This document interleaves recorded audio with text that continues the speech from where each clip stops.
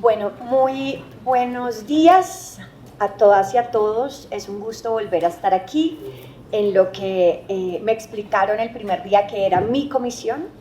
Entonces me siento complacida de poderles hoy contar un poco más de cómo estamos viendo nuestra transición energética y nuestro compromiso con hacer de esta cartera una cartera que no es extractivista.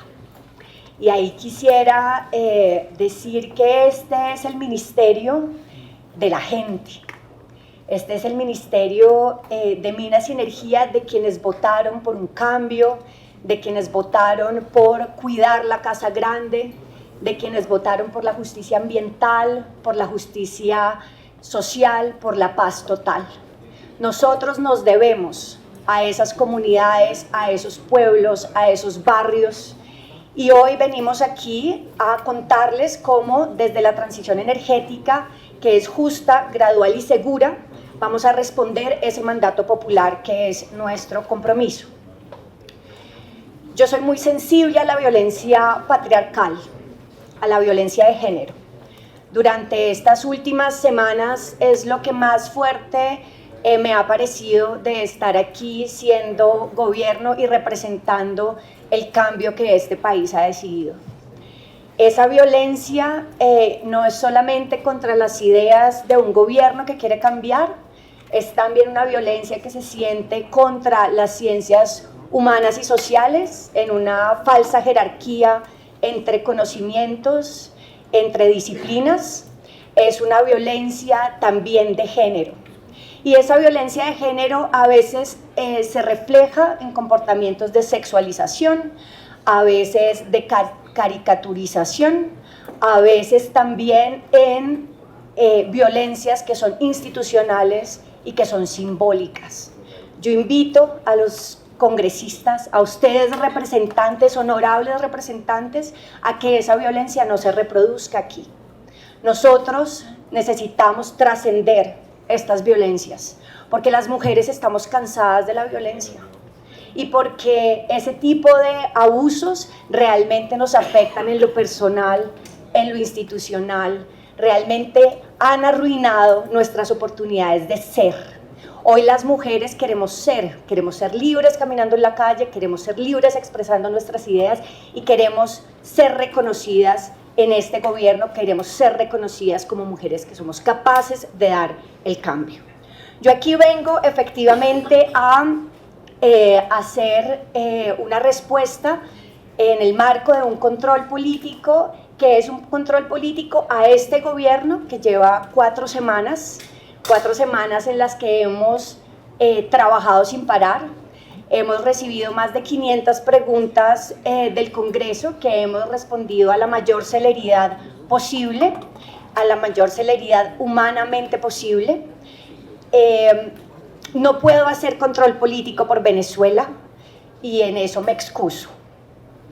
Nosotros en este gobierno tenemos una apuesta por la transición energética y esa apuesta por la transición energética tiene que ver con comprender que más de 30 años de neoliberalismo y más de 6 décadas de desarrollismo desafortunadamente no nos trajeron la prosperidad, no nos trajeron el beneficio para las comunidades locales, no nos trajeron las ventajas, la protección de la Casa Grande, de la naturaleza, el respeto por los derechos de la naturaleza.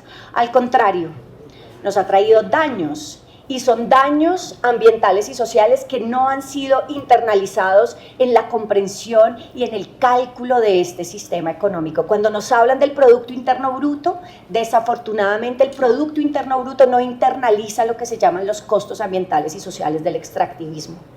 El extractivismo, quiero aclarar, no es un concepto que se usa cuando se extraen materiales, es un concepto que se usa para reflejar una distribución desigual de donde se extraen los recursos y donde se benefician de esa extracción. Es un concepto de la economía política y no es un concepto de la ingeniería. Ahora bien, cuando decimos que llevamos más de 30 años de neoliberalismo, queremos también llamar la atención sobre una dificultad tremenda, y es que hay conflictos que se han generado. Esos conflictos y esas dificultades son unas dificultades planetarias. No solamente Colombia está hoy afrontando la situación desventajosa de tener que cambiar un modelo extractivista. Esto lo están haciendo todos los países del mundo, porque resulta que los recursos mineroenergéticos son finitos, y esa es una realidad que conocemos hace décadas ya. Ahora, frente a esa situación de que los recursos sean finitos, muchas economías de lo que llamamos el norte global ya han hecho modelos de transición. Esa transición tiene que darse en muchos sentidos, y nosotros hoy en este gobierno tenemos el compromiso de pensarnos la transición. El modelo extractivista ha generado en este momento la crisis climática global, que es innegable. Esa crisis climática global tiene unas afectaciones diferenciadas que en nuestro caso no solamente se refieren al aumento de la temperatura, que por supuesto es una preocupación, sino que, como dijo el IPCC, que es la comisión de las partes de los gobiernos que precisamente nos ayudan a entender cuáles serían los escenarios de cambio ambiental y social referidos al cambio climático. El IPCC advierte que para el caso de América Latina, nuestras principales preocupaciones deben estar centradas en los impactos que tendríamos respecto a las precipitaciones. Las precipitaciones en Colombia nos van a generar desastres, y nosotros frente a eso debemos actuar, y esa actuación, estamos diciendo, es una actuación que debe ser moral, y también es una actuación que debe ser política. Eso debemos hacerlo todos los países del mundo. Todos los países del mundo tenemos un compromiso respecto a cuidar nuestro planeta y respecto a tomar decisiones de política que nos permitan resolver y mitigar los problemas, la crisis del cambio climático. La crisis del cambio climático, decíamos, en este contexto latinoamericano tiene, además de una variación sobre las precipitaciones, un agravante, y es que nosotros tenemos fenómeno de la niña y el niño. Y como decía el IPCC, la tendencia es que esos fenómenos van a ser más extremos. Eso, por ejemplo, se refleja en este momento en el hecho de que ya vamos por la segunda niña consecutiva, y el IDEAM advierte que puede llegar una tercera. Eso significa que nosotros debemos estar pensando en ese contexto. Ese es el marco justificatorio que nos lleva hoy a decidir, no solamente nosotros por ser un gobierno, sino nosotros por ser un gobierno que atiende lo que es el deseo popular, lo que está diciendo la ciencia. Nosotros aquí tenemos la responsabilidad de hacer esa transición, y la queremos hacer desde una conceptualización técnica también.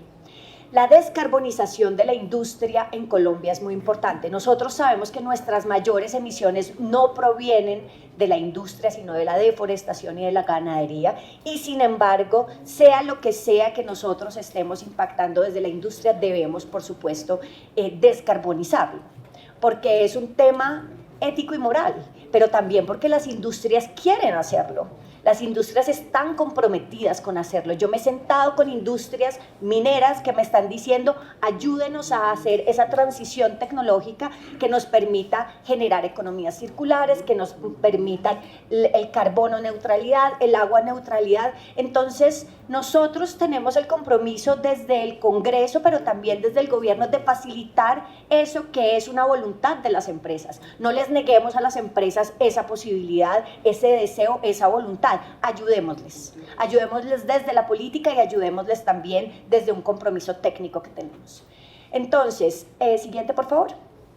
Tenemos esta idea de que en Colombia nosotros tenemos ese compromiso, y ese compromiso ya los gobiernos anteriores lo han dejado reflejado en el Acuerdo de París y en la COP26, que fue en Glasgow. Y ahí tomamos algunas de estas delanteras sobre lo que decía anteriormente el representante, cuáles son nuestros compromisos supremamente ambiciosos respecto a cambio climático. Sin embargo, esos compromisos no los hemos cumplido. Y es porque, digamos, en Colombia tenemos un desafío de pasar de el país de papel a el país de la realidad. Eso nos pasa en muchos campos, no solamente nos pasa en el campo del cambio climático, sino, por ejemplo, en el campo de la paz. El acuerdo de paz es una enorme oportunidad para lograr que haya equidad en este país, para lograr que los pueblos históricamente negados de la ruralidad tengan una oportunidad, y sin embargo lo tenemos hasta el momento de papel. Entonces eso mismo pasa aquí. Y ahí eso nos permite también pensar en cómo estamos respecto a los conflictos ambientales. Porque nosotros decimos que este modelo extractivista no solo genera emisiones de gases de efecto invernadero, esa es una preocupación y esa es una preocupación global. Ahora, una preocupación nacional y local son los conflictos ambientales que genera el modelo extractivista minero-energético. Ese mapa de conflictos que veíamos anteriormente es un mapa que está realizado por el EYOLT, eso es una iniciativa global que expresa todos los conflictos asociados al sector minero energético y pone ahí de referencia algunas de las concesiones y contratos específicos. ¿Qué es lo importante de eso? Lo importante de eso es mostrar que hay una coincidencia territorial entre un modelo extractivista y la conflictividad social que nosotros tenemos que atender. Se trata entonces no solamente de cumplir con un compromiso internacional que tiene que ver con cómo mitigamos nuestras emisiones de gases de efecto invernadero, sino con un compromiso que tenemos con las sociedades de cómo vamos a cuidarles a ellos su territorio, cómo vamos a hacer que ellos tengan decisiones vinculantes sobre su territorio. Y por eso este ministerio es el de ellos. Este ministerio es el de la gente que necesita que su territorio se le proteja. Y se le va a proteger, claro, no estamos negando que va a haber contratos. Lo que sí estamos diciendo es que no lo vamos a volver a promover de espaldas a la gente, de espaldas a la ciudadanía, de espaldas al mandato popular. Porque aquí vinimos a eso, aquí vinimos a responderles a ellos. Tenemos además lo que yo llamo las paradojas del desarrollo en el campo de los hidrocarburos.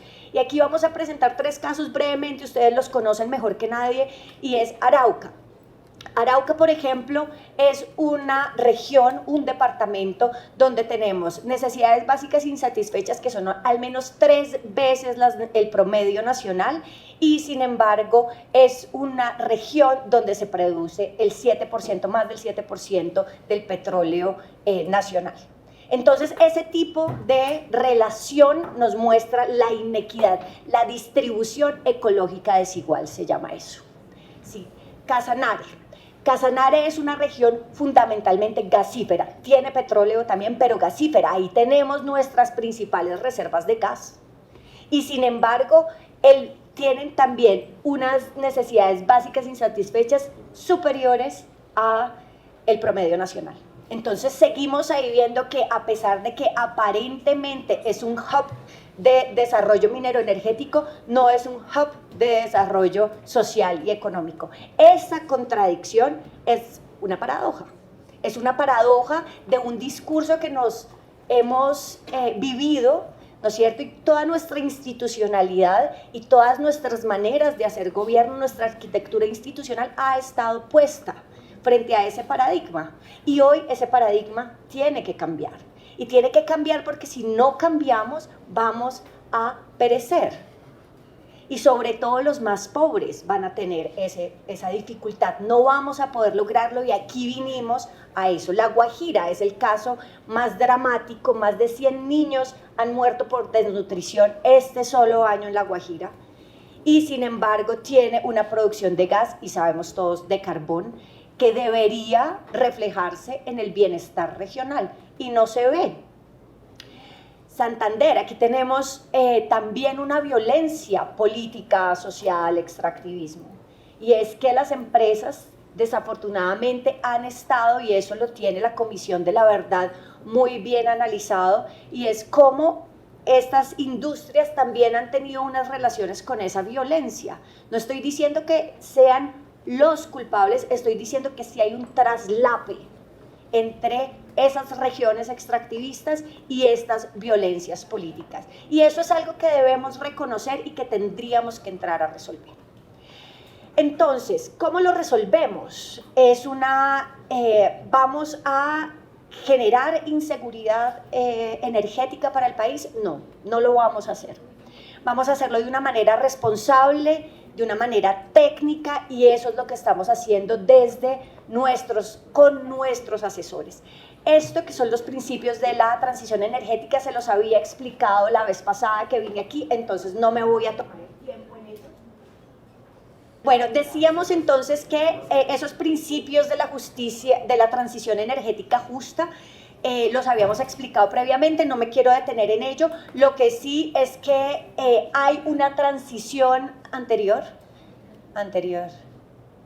Esa transición energética justa tiene dos transiciones adicionales que son muy importantes. Una que es la transición fiscal y en eso estamos de acuerdo con los representantes que me antecedieron, porque precisamente reconocemos que el extractivismo tiene algo también llamado la dependencia.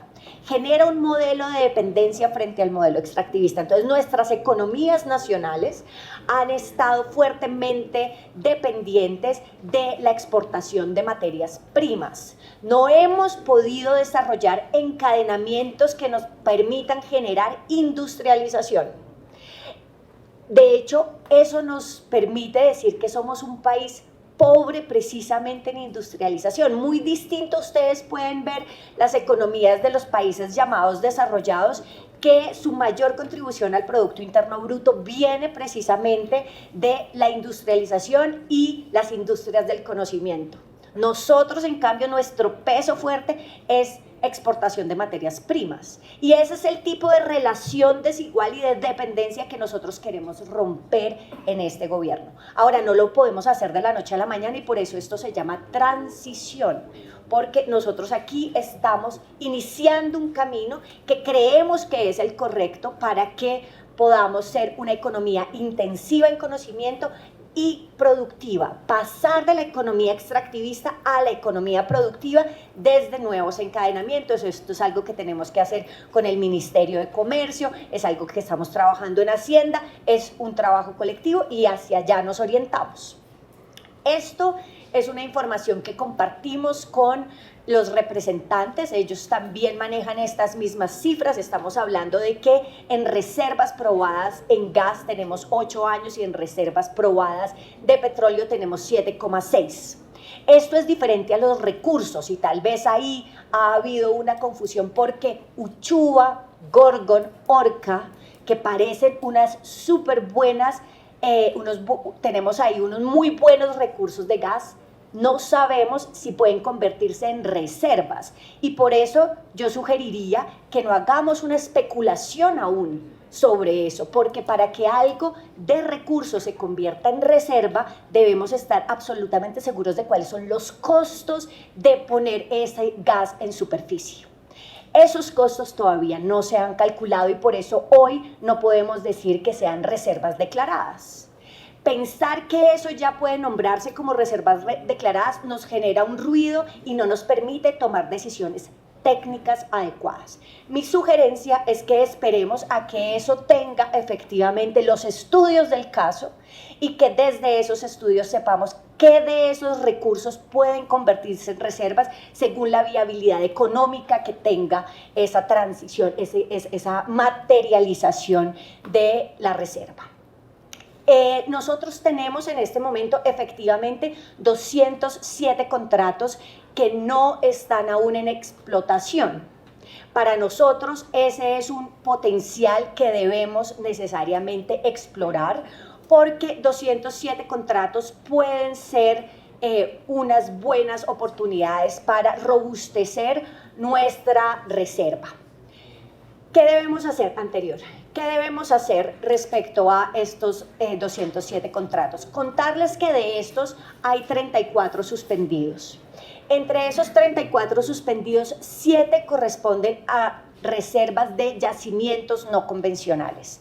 Este gobierno se comprometió a que no vamos a realizar yacimientos no convencionales, no vamos a seguir con esa metodología de extracción porque creemos que arriesga el bienestar social y ambiental de los territorios.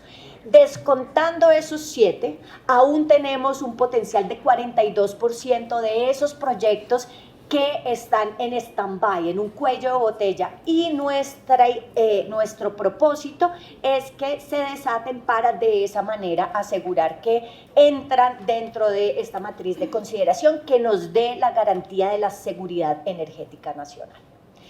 Como decía anteriormente, tenemos dentro de estas reservas, dentro de estos recursos, estos proyectos que mencionaban anteriormente los representantes, que son recursos en Gorgon 2, Uchuva y Orca. Dependerá de los costos de poner esto en superficie y del transporte. El transporte, sobre todo en Gorgon 2, es una situación que tiene que considerarse y veremos qué pasa. Nosotros, ¿qué es lo que queremos respecto a eso? Asegurar que se hagan los procesos adecuadamente, que técnicamente se desarrolle precisamente esa prospección y ese cálculo, y que idealmente pudiéramos tener entonces ahí unas reservas que puedan ayudar a soportar nuestra matriz energética y nuestro autoconsumo. Esta es la manera en que estamos consumiendo gas a nivel nacional, y yo aquí quisiera llamar la atención sobre la necesidad de hacer esa transición tecnológica, porque en la medida en que nosotros hagamos una conversión tecnológica industrial, vamos también a mitigar la demanda de gas. Entonces creemos que efectivamente debe haber una gestión de los recursos del subsuelo, pero también necesitamos hacer una gestión de la demanda. Y esa gestión de la demanda no es decirle a las industrias que no consuman, no es decirle al ciudadano de a pie que no va a poder acceder a su gas. No, es decirle a las industrias, motivar a las industrias para que hagan esa transición tecnológica y dependan menos del gas. La dependencia respecto a una sola fuente de energía es peligrosa. El caso de Alemania nos demuestra que depender de una sola fuente de energía no está bien. Ellos ahorita en la guerra entre Ucrania y Rusia tenemos ahí un problema de abastecimiento, pero más allá del abastecimiento el problema es la dependencia. Si la matriz se diversifica, entonces hay más oportunidades para soportar el consumo. Y también, siguiente por favor, tenemos un tema de el transporte. Sabemos que uno de los desafíos que tenemos a nivel nacional es el transporte. Quienes conocemos de esto sabemos que tenemos una red nacional que está dividida como en dos sectores, lo que se llama Caribe y también los gasoductos del interior, y esas dos necesitan conectarse de una manera bidireccional. Esos son desafíos que aún tenemos y que junto con las empresas estamos viendo precisamente cómo podemos asegurar que desde este desarrollo de la infraestructura podamos que la ciudadanía y las industrias que dependen del gas tengan un acceso seguro en el tiempo previsto. Finalmente, estamos desarrollando esta transición porque creemos que puede hacerse con ustedes. Aquí también la invitación es a que este gobierno, que es un gobierno dialógico, siga trabajando de la mano del Congreso y de la mano de las industrias que están aquí. Nosotros no queremos darle la espalda a las industrias, queremos que las industrias transicionen con nosotros. ¿Qué quiere decir eso? Que las industrias pueden convertirse en industrias verdes. Nosotros queremos que Ecopetrol, como ha sido ejemplo hasta el momento de energías renovables no convencionales, pues se convierta en el principal propulsor de estas iniciativas nuevas y que desde ahí podamos apuntalar toda esta transición energética justa. No es darle la espalda a Ecopetrol, no es destruir Ecopetrol, ese es un pánico innecesario que no le sirve al país.